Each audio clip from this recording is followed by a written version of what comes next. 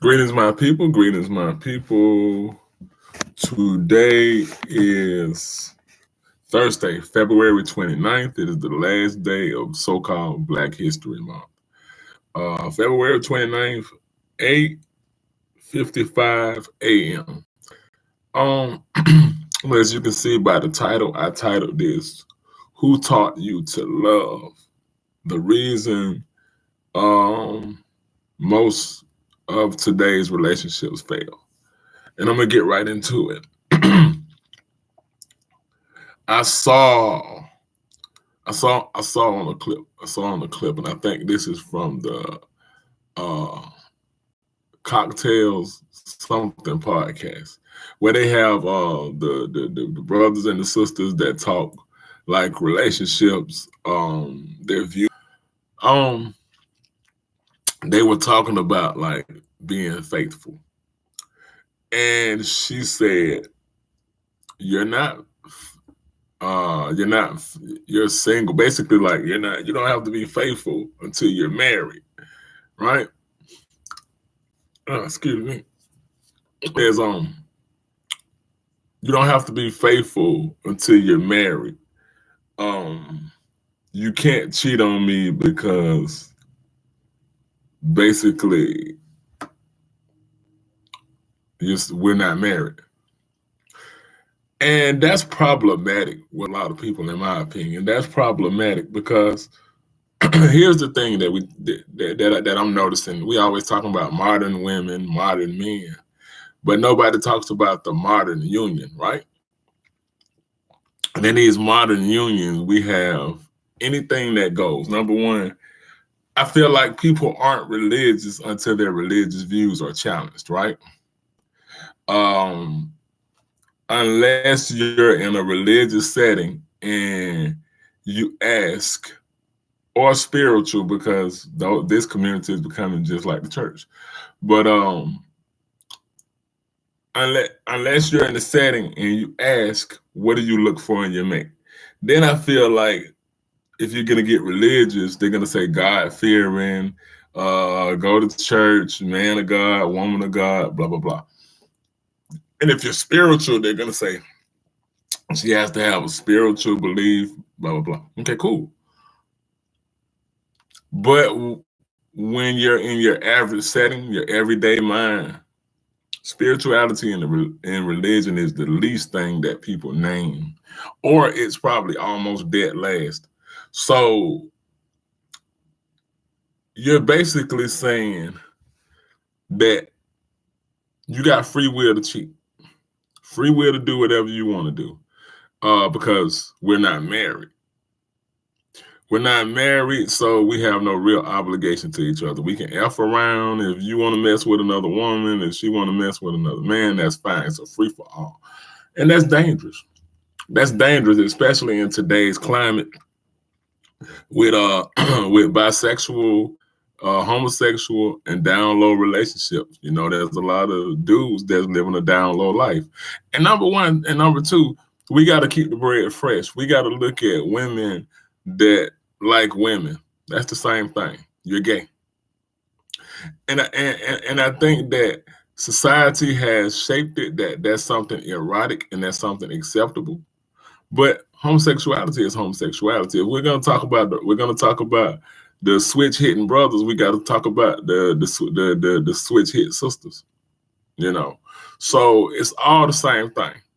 You know, and homosexuality is just Eurocentric, and I hope nobody, especially of so-called conscious knowledge, would say it's not. So okay, you already say, do what thou wilt. You know, do whatever. You know, you don't owe me anything until we get married. You can't cheat me.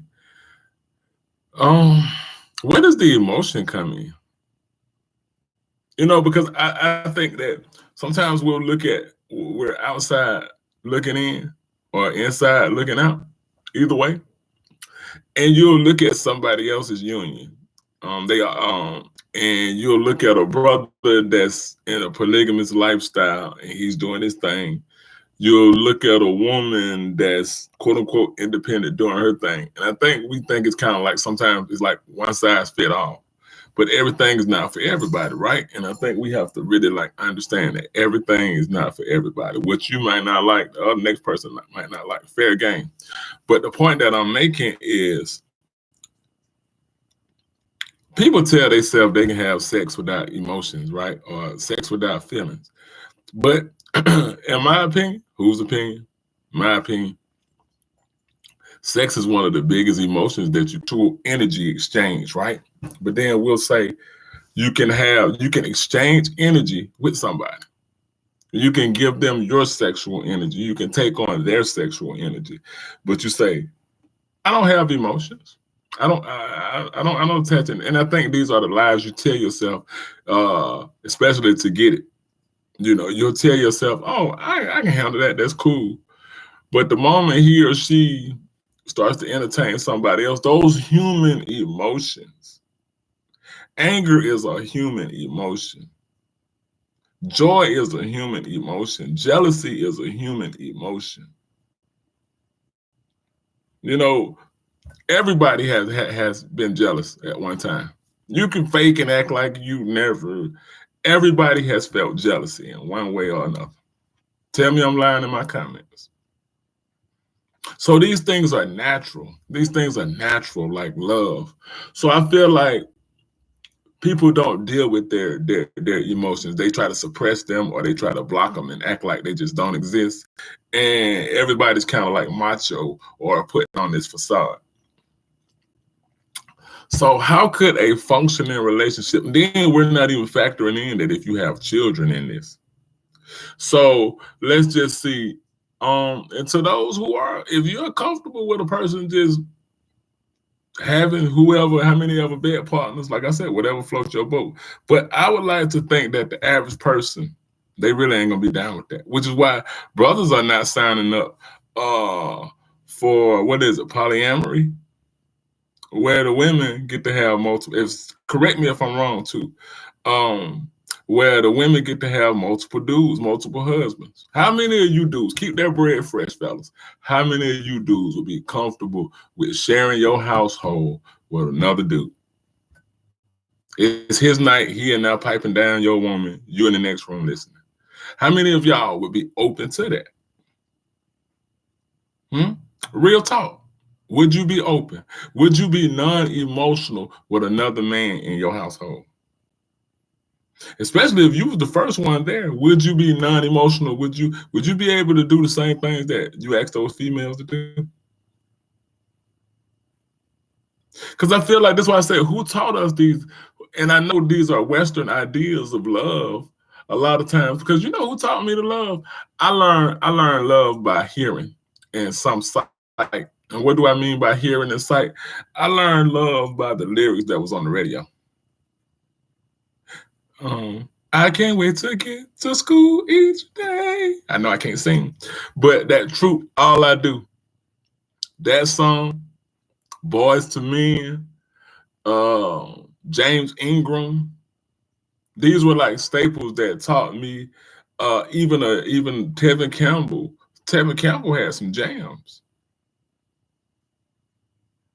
Luther Vandross, I grew up in an Anita Baker household. So these were the melodies of love, the Temptations. These were the soundtracks of how love is supposed to go, right? Whether I physically or literally saw those examples, now that was a whole different story. But from what I was able to hear, what I was able to see on TV, this is why we say these images are so powerful. You was able to see Black images of The Cosby Show, Family Matters. You was able to see husband and wives, and you was able to see fathers raising their children. So these are where some of my ideas came. Now, when it came to literal, I didn't see that. I didn't see my stepfather really loving on my mom the way he was supposed to. I never saw my pops love on a woman the way he was supposed to, in that way, like in those songs, right? So these became my ideas of how Troop said it, or how I don't want to say Jodeci because I never was really like on the Jodeci thing. I think I was always the Boys to Men. However, Boys to Men said it. Whoever was my favorite one, but those were like the soundtrack. So that's where I really got the idea of how me as a young man was supposed to love. A lot of things that Prince sang about, a lot of things that Michael Jackson sang about, these were the staples. So those were that was some of the ways that I learned to love. I learned how not to be from most of the males in my family. I learned how not to love and how not to treat people. And I'm honest enough to say that. So back to my original question. How many of you, and who taught you how to love, fellas? And you know what? This is what I want to ask humbly. Give me some real answers. Don't give me, because what did I say in my last, what did I say in my last video? Behavior is an indicator of knowledge. Steve Coakley would say that in a couple of his lectures. Behavior is an indicator of knowledge. And this is for nobody particularly. I'm talking about any brother that may see this video. How did you really learn how to love healthy? And how did you learn how to love toxic? Who were the examples? Same thing for you, ladies. Who taught you? Versus now, who's doing the teaching now? Because if young girls are hearing, as long as he's paying these bills, as long as he bringing the wood, as long as that he don't owe me nothing. You're giving your body, you're giving your essence, you're giving your womb, you're giving your time, you're giving your energy to this relationship, I would think. And if both of y'all are like doing 20%, you may as well not even be together. So if you're cooking, cleaning, you're helping with his children, but y'all are not married, that means he gets the right to go out and cheat. Fellas, if you provide and you paying the bills, you being a real king in your household, does that mean she get to go out and cheat because y'all not married? Listen at what we saying. Listen at what we speaking out the mouth, because what we speak out is like a boomerang, it comes back. So you put that output in the world and it hits somebody as input and it comes back. And now we got societies with people running around saying stuff like this. And last point before I get up out of here. Are we saying, because cheating is undisciplined, right? Cheating comes from lack of discipline, lack of accountability, lack of responsibility. You can put it in either way you want. Is that fair to say? So are we so delusional that we think that if this brother or this chick, this dude or this chick is a serial cheater, that y'all done had opened this, that once y'all get married, those instincts are gonna cut off and you just gonna say, oh, we're married now, we can't do those things?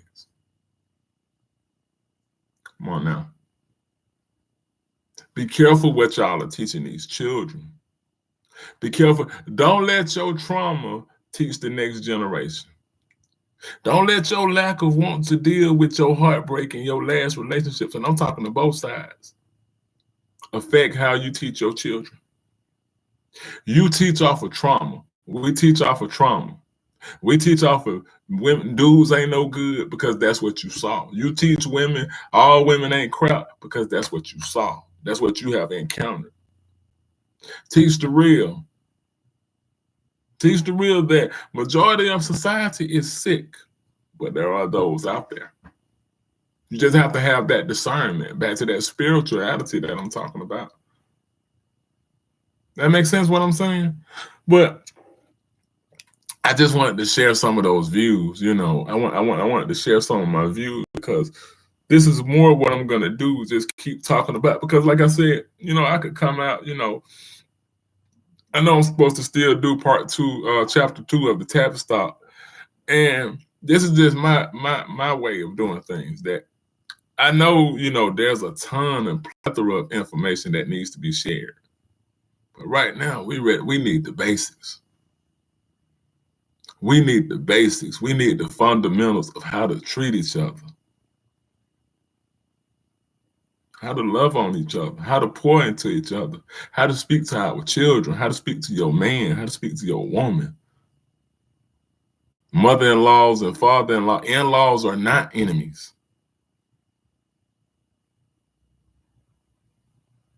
You know what I'm saying? So that's pretty much my spiel today.